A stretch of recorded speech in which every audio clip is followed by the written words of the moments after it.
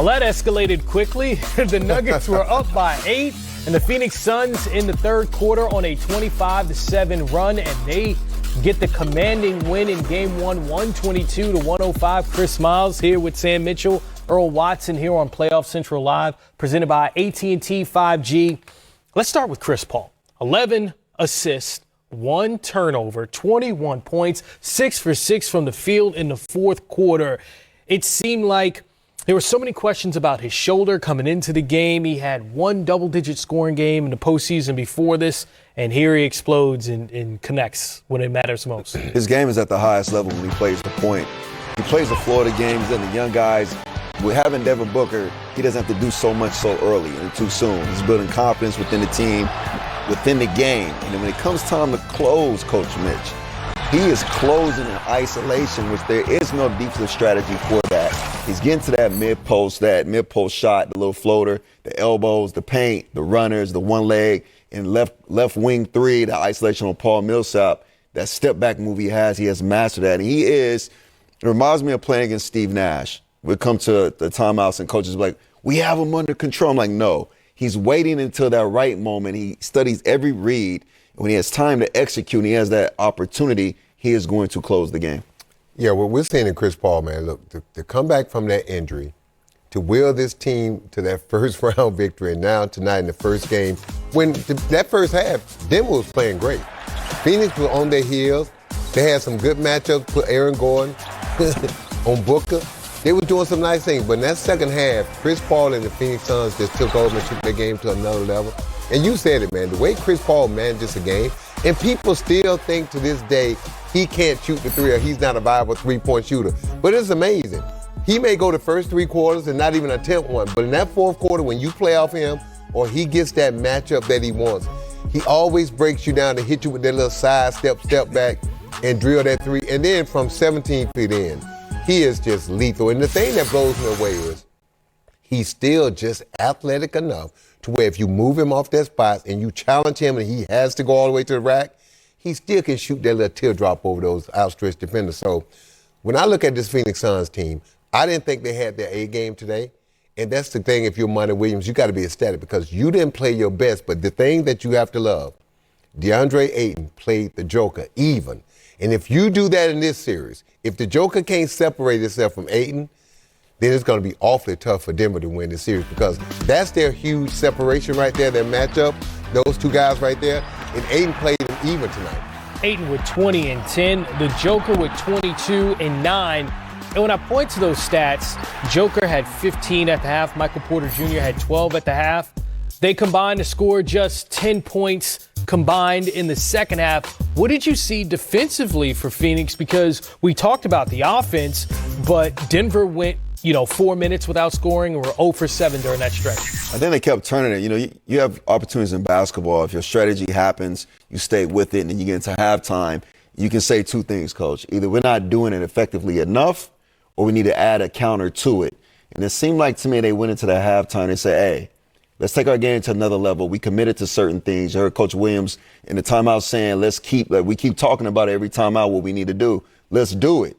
And at timeout, at halftime, that allowed them to come back out and execute their style of basketball, which is vertically. Denver cannot hang with them vertically. And when you get into the half court, after you get vertical punches, horizontal play between Chris Paul and Devin Booker in isolation with the mid-range and getting to the free throw line, which separate the game. They were a plus 12 at the free throw line. That separated the game going down the stretch. Monty Williams had 4 of his starters score 20 or more, led by Mikal Bridges, who had 23 on just 12 shots. Third finish, or just did you see anything different about the way that quarter started? Well, to start the game, I felt like we were a step slow with our communication, if that makes sense. To start the first, even in the second, we were in between on our calls.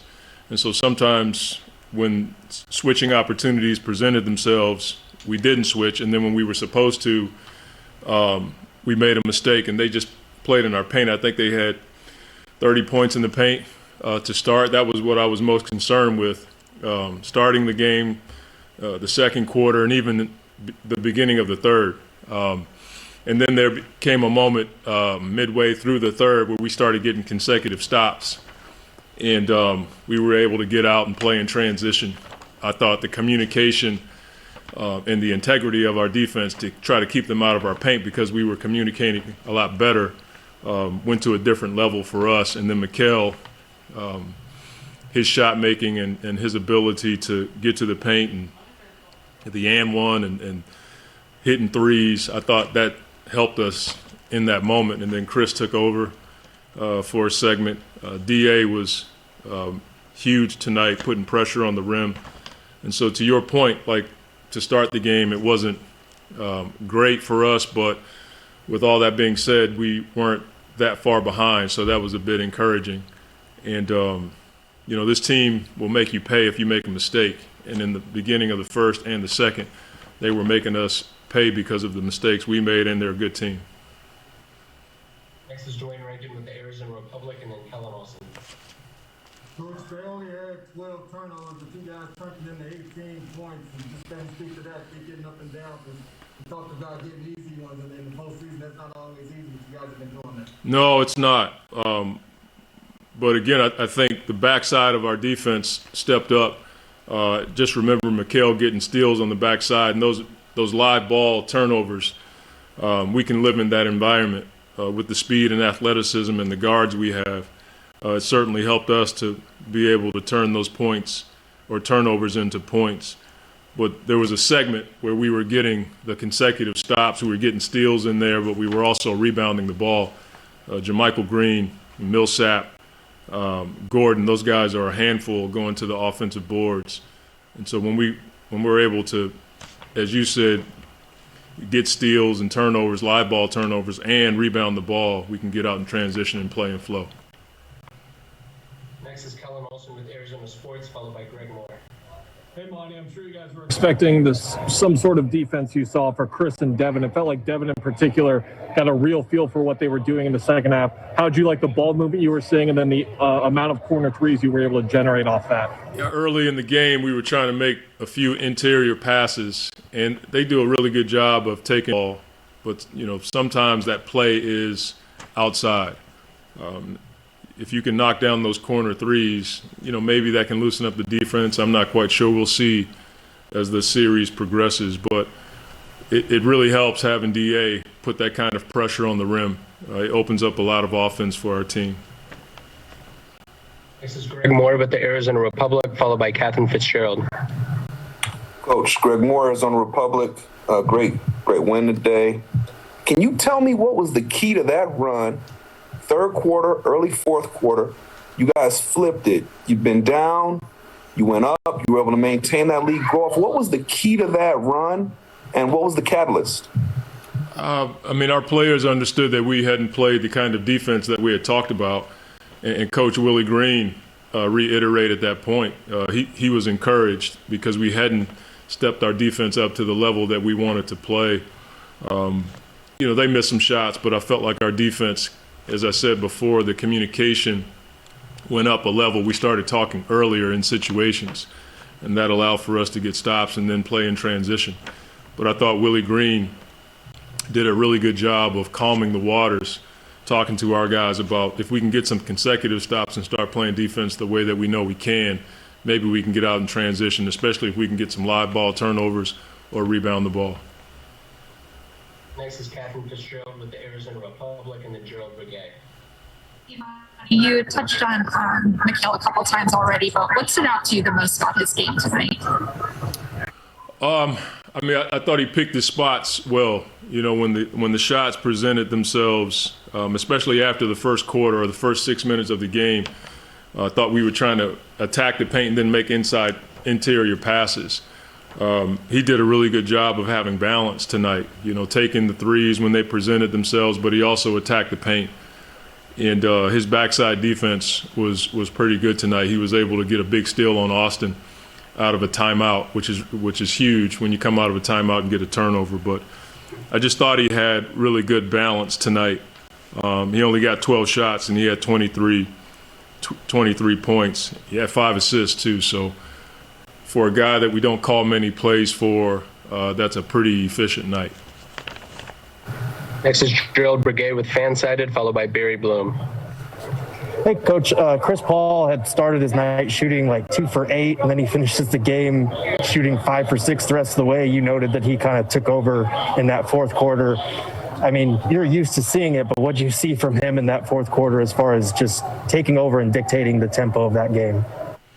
I mean, Chris has been in those moments so many times. I don't think not making shots is going to rattle him. I think he's more concerned with managing the game than he is, his shooting percentage. And in those moments, I thought we did a good job of spacing so he had room to operate, and then he made some big shots. And, that's who he is, whether it's facilitating and getting the ball to guys where they need it, or in those moments being able to knock down a shot. But I think he's more concerned with the management of the game. I don't think he really cares about his shooting percentage. He doesn't want to turn the ball over, and he wants to make sure he manages the game well. Time for 3 more. Next is Barry Bloom with Sportico, and then Dwayne Rankin. Hey, Monty, playing off of what Craig asked you, you get to the point of the game, there's 8 minutes to go in the third quarter, they're up by 10, 70 to 60. They scored 25 points the rest of the game. I think that's what it was, but it's pretty low. And then you run off the way you ran off, and a lot of what you've explained already is part of the reason. But why do you think the game shifted so dramatically at that point? I think Jokic didn't have a basket the last, 18 minutes of the game if he had maybe one. Well, I mean, I'd have to look at the film to give you a good answer, a lucid one anyway. But like I said before, I just thought our level of communication went up. Early in the game, we were communicating late, especially when we had opportunities to switch. When we switch on time, it allows for us to have integrity on the backside. And on the backside, we don't have to help as much when we know we're switching. Just thought the communication went to a different level. And again, I thought Coach Willie Green did a really good job of calming the guys down, letting them know, like, if we got a few consecutive stops, it could help us, and it did in that moment. 2 questions are Dwayne Rankin and David Chinolato. Coach, you had said that you guys were learning the young guys were learning on the fly in the Lakers series. How much did you see what have been learned in that series play out in today's game? Well, I think the physicality of that series helped us, to play against a team that big in the playoffs is going to be a lesson for sure. And then we're playing against a team that is just as physical. I mean, Aaron Gordon, JaMychal Green, Millsap, those guys are big, strong, physical players, and they're athletic. And Jokic is a physical guy. So, we're playing big, strong teams. So if we can get stops and get out and run, I think our speed can nullify that a little bit. But for sure, every series, every game, you're going to learn. And every game has a life of its own. We talk about that all the time. We're 1-0 against a really good team. We got to learn from this and be ready for their best effort in the next game. Denver Nuggets head coach Michael Malone, graduate of Seton Hall Prep in West Orange, New Jersey. I guess. I just told that group this game to me was eerily similar to Game 1 against Portland. I think we had way too many breakdowns tonight from a coverage standpoint. I think 7 of their 13 threes they made were from the corners, and a lot of that was missed assignments, not communicating. We gave up 8 N1s tonight. I think had a soft mentality. You can't give up 8 N1s in a playoff game. If you're going to foul somebody, foul them and not let them get the N1. 22 transition points. The turnovers, obviously 12, but for 18 points. So we did some good things. Obviously, we were unable to sustain it for 48 minutes. And, we all collectively have to be a lot better, a lot more physical, and a lot more disciplined come Game 2 on Wednesday night. Katie Wingy, Altitude Sports. Hey, Coach, you mentioned some of the good things that you guys did in that first half in particular. When things were going well, what did you see as working for your team?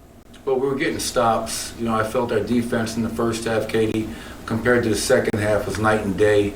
Obviously, they're a good team. You know they were going to make a run at some point, and we did a poor job of, handling that run. But in the first half, when we were at our best to start the game in that second quarter, I thought we were getting stops. We were playing with great pace, getting out and running, attacking. And then the second half, they shot 64 from the field combined. And I think in the fourth quarter, they shot 70%.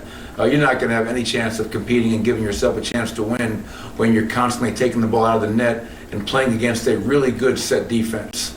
We talked about it going in. We know they're a top 6 offense and a top 6 defense, and we're only going to have a chance to win this series and score consistently if we're getting stops, we're getting out and running, and we're attacking before they can get set. So it didn't have nearly enough of that, Katie, in that second half.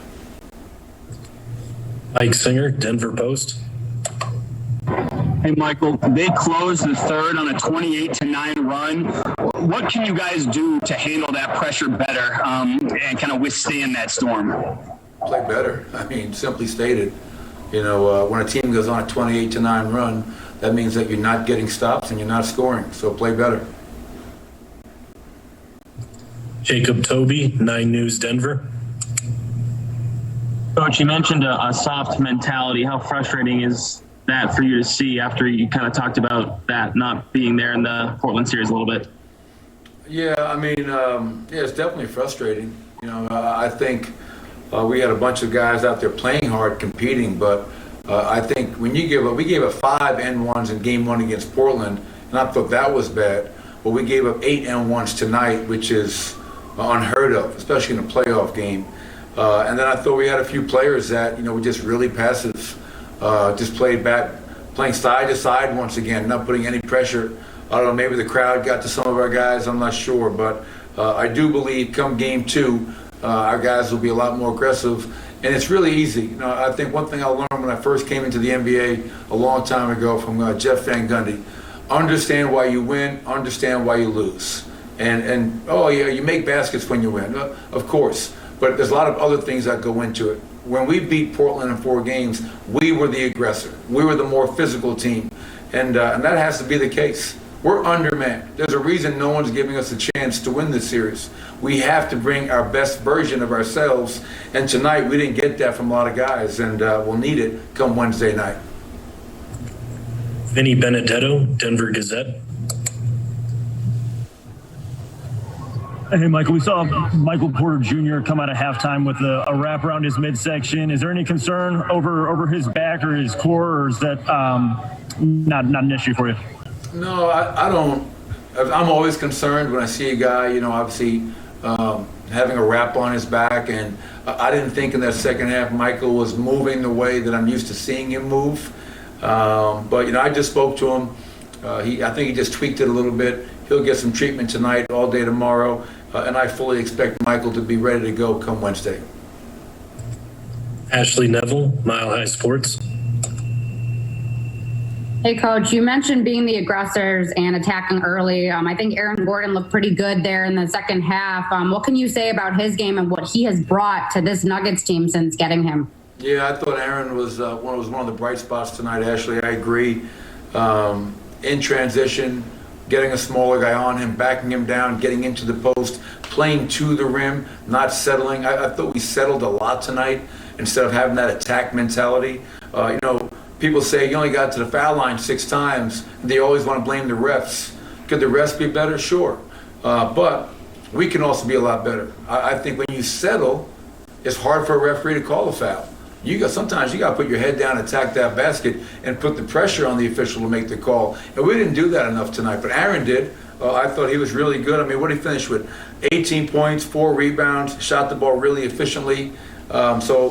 We need everybody playing with that attack mentality, Ashley, to have a chance to get to the foul line, but more importantly, to have a chance to pull out a win in a really great basketball environment. This place is packed tonight, and I know when we get home to Denver, our environment will be even better than it was here in Phoenix.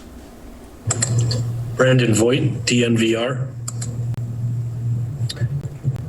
Hey, Coach, Michael Porter also did not close this game. I'm just curious if that's tied to what you said about not liking the way he was moving or just not, the way he was playing or what that decision was about? No, it had nothing to do with the way he was playing. I mean, Michael was out there trying to give us everything he could. You know, he played 31 minutes, so it's not like he didn't play a lot in this game. But I just was concerned with the way he was moving out there. Didn't look right on either end of the floor. Trying to run him all screens, trying to get him open, knowing that we need his scoring punch.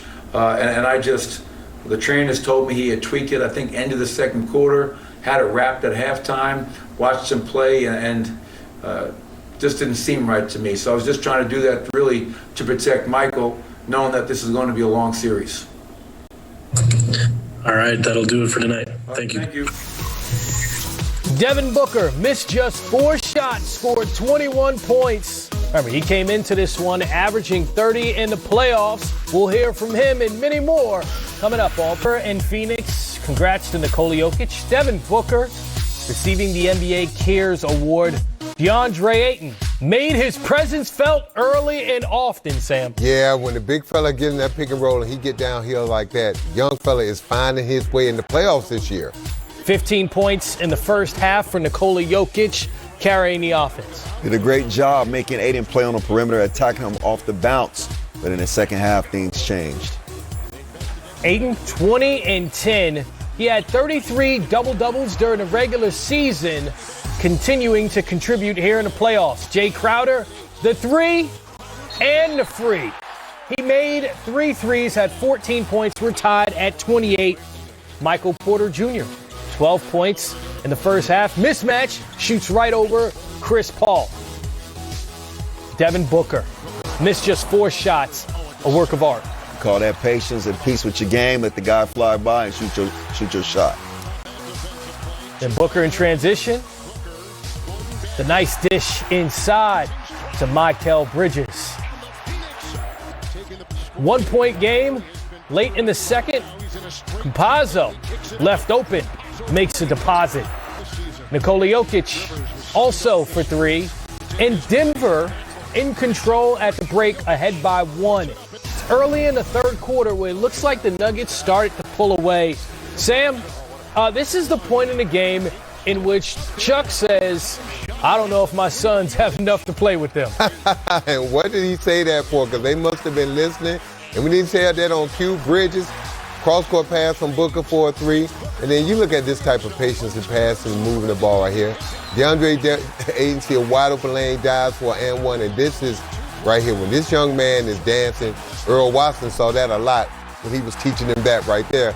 Coach, did you teach him that step back fadeaway 3? Hey, Coach, I don't think any coach can teach a player. They just pull the best out of him, but he plays at peace with his game. And they created a lot of deflections and created a different tempo, which Denver could not maintain. They went on a 16-0 run, closed out the third quarter on a 25-7 run in the fourth. CP3 did not miss, a perfect 6 for 6. He scored 21 points. It's the most that he scored in this postseason. Looks healthy to me, Sam. Not bad for a one-arm man, right? The one-arm assist here to DeAndre Ayton, CP3, 11 assists, just 1 turnover, closing the door, and the Suns run away with it after being down by 8 in the third quarter. They win it by 17, 122 to 105, your final score. Look at that balanced attack. Again, 4 players for Phoenix, over 20. What do you notice about the amount of shots that each of those guys took? 12, 13, 14, just amazing balance. I think they were efficient, and one thing they did, Coach, which we know in points per possession analytically, they got to the paint, which they got to the rim. They got to the foul line, and the corner threes. They spread out that defense and forced them to play weak side basketball. What Denver has to do is make sure when those passes go to the weak side, they're not direct passes. That means your hands have to become deflections and make them throw it over your hand to give that weak side a chance to close out and force them to play outside of that corner. Because weak side corner, if you can get that shot every time, you will win the game. Yeah, and that's weird because normally skip passes like that, teams can bump back and get there. But when you have to worry about a guy like DeAndre Ayton diving hard to the front of that rim, to old school basketball, Mike Malone, Dad, you got to stand that guy up and break his momentum. And when you're doing that, you get caught up in the wash, and it's hard for you to regain your momentum and get out and kick out to those three-point shooters. So they got to still bump. They got to do it early, and then they got to release and get to their spots. But look, Denver's got to establish something. They never did establish anything tonight. They never really got the Joker going the way we like.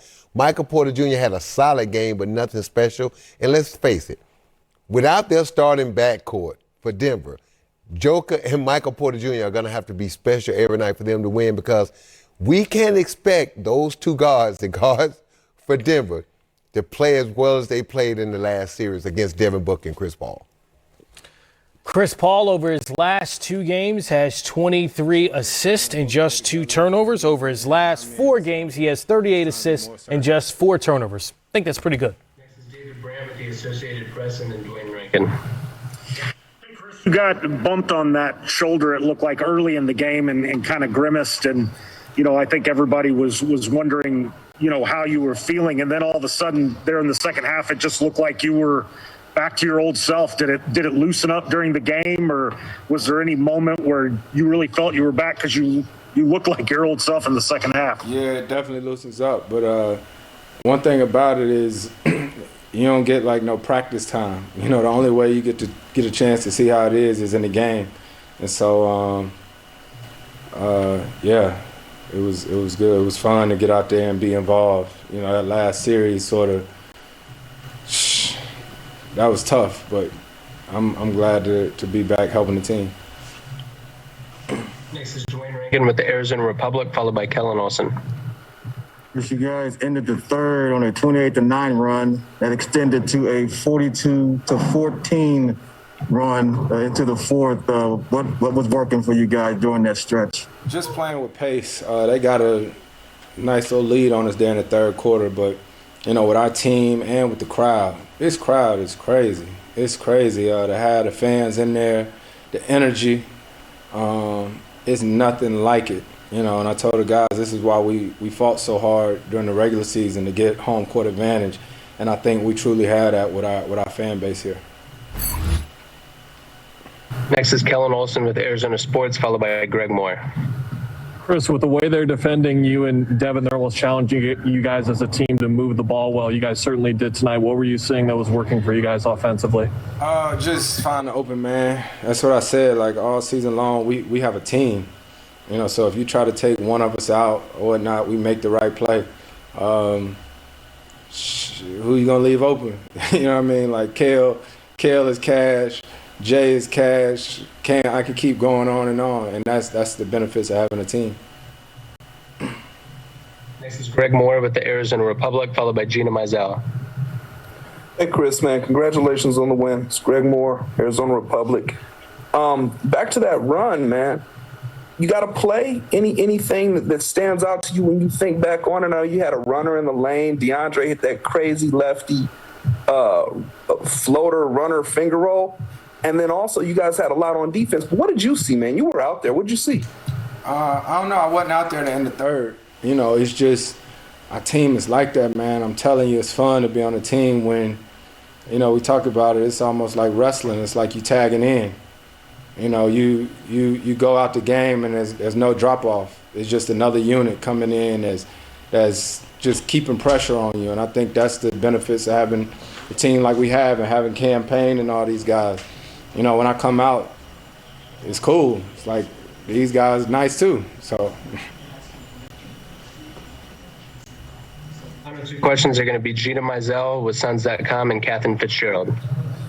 Hey, Chris, when you talk about the crowd and different guys stepping up in different moments, the play that comes to my mind first is Torrey's alley-oop that just sent the crowd into a frenzy. Just overall, though, what has he brought to your team this year, just as the midseason pickup and kind of carving out a role here? Torrey, man, we call him Big Country, straight out of South Carolina. You know what I mean? He just brought a energy to our team, one of the funniest guys in the locker room, and he just played the right way. He do all the little things. First thing we noticed when he came to our team was his offensive rebounding. But even preparing us for this series and how he talks to us and tells us what we should expect, is so valuable to what we do. Question is Catherine Fitzgerald with the Arizona Republic. Hey, Chris, sticking on the theme of moments, Lonnie mentioned a few moments for Mikal in particular. I was wondering what you saw out of him tonight and if there were any moments that really stood out to you. Mikal hit a big three in the second half, but I tell you, we really like brothers because we can say just about anything to each other, and I love that about him. He made a play in the first half where he tried to penetrate and he turned it over, and I was like, you got to shoot it. You got to shoot it. And Kale is, I mean, he one of the best 3-and-D, not just three, just whatever, in defense in the league, and glad he's on our team. All right. Time now for the Limelight presented by Corona. And it's CP3. Averaged just 9 points in round one against the Lakers. Of course, had that shoulder issue he was dealing with. 21 points he exploded for, the most he scored in the postseason. 8 for 14 from the field. Those 11 assists, also 6 rebounds. Devin Booker, again, just took 12 shots but scored 21 points. Here he is. Obviously, I seen that pregame. I mean, no disrespect to Tibbs or any other coach, Quinn, but you know my answer.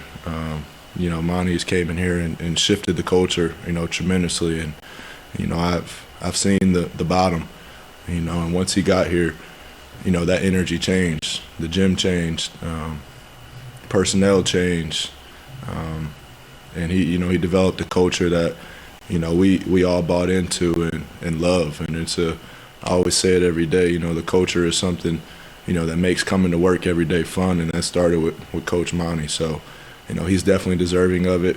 I think when the coaches voted themselves that they put him as Coach of the Year.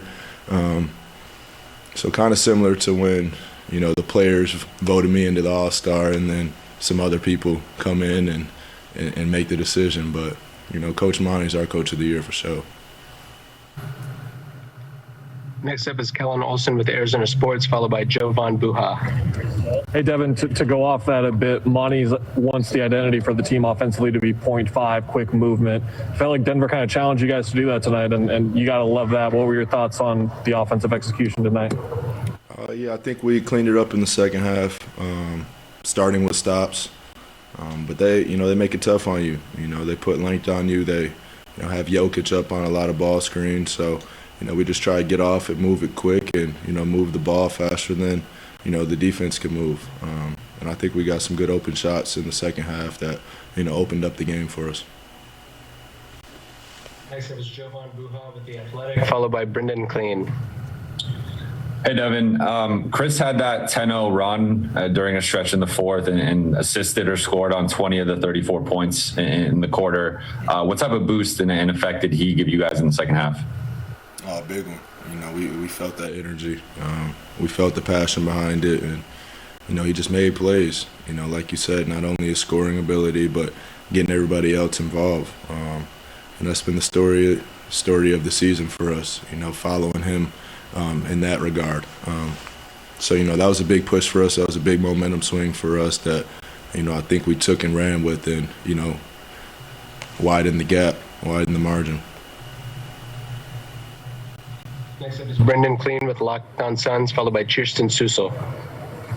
Hey, Book, similar to Kellen's question about the ball movement, just what did you see as far as what your movement off the ball was opening up for the rest of the guys, and how'd you try to take advantage of the space that you created when you didn't have the ball in your hands? I wouldn't even say me. I would say DeAndre, which you don't get credit for, but rolling hard to the rim and opening up that backside corner, forcing people to tag. Also getting out and sprinting the floor in transition. I was telling him after the game, there was one time I took off, I was going full speed, and I looked to my right, and DA's passing me, and I'm running as fast as I can. So, that opens up a lot of opportunities for all of us, and he deserves the credit for that, for rolling, forcing somebody to tag and opening up a wide open shot. Next is Kirsten Susel with 12 News, followed by Barry Blom. Hey, Bud, going back to the Coach of the Year, you shared how you felt about it, but hearing that right before a game, did that kind of make you want to go out and get one for Coach? I mean, I want to go get everyone for Coach. That's what I was talking about. Since he's got here, he's, developed that relationship individually with all of us with his own time, to make you want to play that much harder for him. that's a special thing to do. And I know it's not only with myself, I know it's with each and every one individual that he takes, out of his personal time and his day to communicate and keep developing those relationships. And, that's where it starts. Final two questions are going to be Barry Bloom with Sportico and Melissa Rowland. Hi, Buck. So it's 70-60 Denver with 8 minutes to go in the third quarter, and they scored 25 points the rest of the way, and Jokic scores 2 of them. I don't know that I'd seen a game, especially in the playoffs, change that dramatically. What's your analysis of it? And your scoring was so evenly distributed. Of your 5 starters, you had everybody was in double figures, and 4 of you were over 20. Yeah, this is, it's team basketball. That's what the playoffs is. Teams aren't going to, let your first, second, and third option get it going every night. They try to take that away and make the other guys do it. And I think that, benefits us with the talent that we have on this team, the depth that we have on this team, and just the playmaking ability of everybody. Just being able to dribble, pass, and shoot. I know it sounds simple, but when everybody can do that in the court, it opens up opportunities for everybody. Final one is Melissa Rowland with Fox Sports. Hey, Buck. You talked about how Monty has built a culture that inspires everybody around him. How specifically did he do that with you? What resonated with you? Kind of what I spoke on earlier of, developing a personal relationship, understanding that, it's bigger in basketball, understanding we have family, we have friends that, mean a lot to us, and, just the constant communication. And, I always said it since day one with Monty, you feel the realness in everything he says, the eye contact, the demeanor of it, just a bunch of little things that make you a made man, and, I feel that all that from him. Appreciate the time, Buck.